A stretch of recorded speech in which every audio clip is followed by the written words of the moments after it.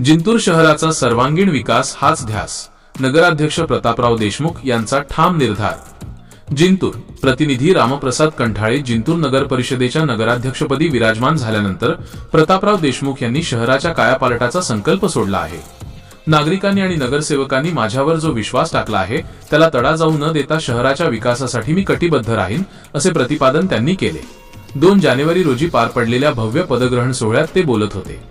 बदलत्या जिंतूरचे विजन, भाषणातील महत्त्वाचे मुद्दे, बाण नदीचे पुनरुज्जीवन, जिंतूरची ओळख असलेल्या बाण उलटी नदीची स्वच्छता आणि सुशोभीकरण करून शहराच्या सौंदर्यात भर घालणार, धुळीमुक्त जिंतूर भुयारी गटार योजनेमुळे निर्माण झालेली धुळीची समस्या सोडवून शहर स्वच्छ, सुसज्ज आणि नियोजनबद्ध करण्यावर भर दिला जाईल, समान न्याय आणि सामाजिक सलोखा, पक्षपात न करता सर्व प्रभागांत समान विकास कामे होतील।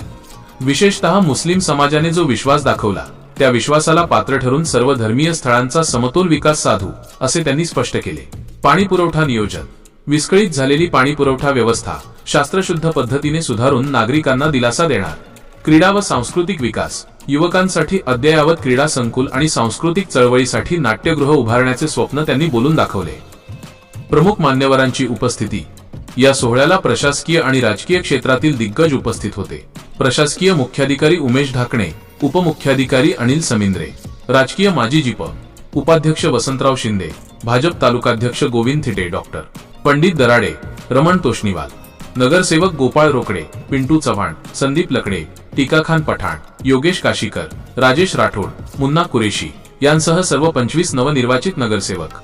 आदरणीय राज्यमंत्री मेघनाताई बोर्डीकर यांच्या नेतृत्वाखाली शहरासाठी मोठा निधी उपलब्ध करून रखडलेले रस्ते दर्जेदार पद्धतीने पूर्ण केले जातील। सर्व 25 नगरसेवक हे माझे कुटुंब असून सर्वांना सोबत घेऊनच जिंतूरचा विकास साधला जाईल।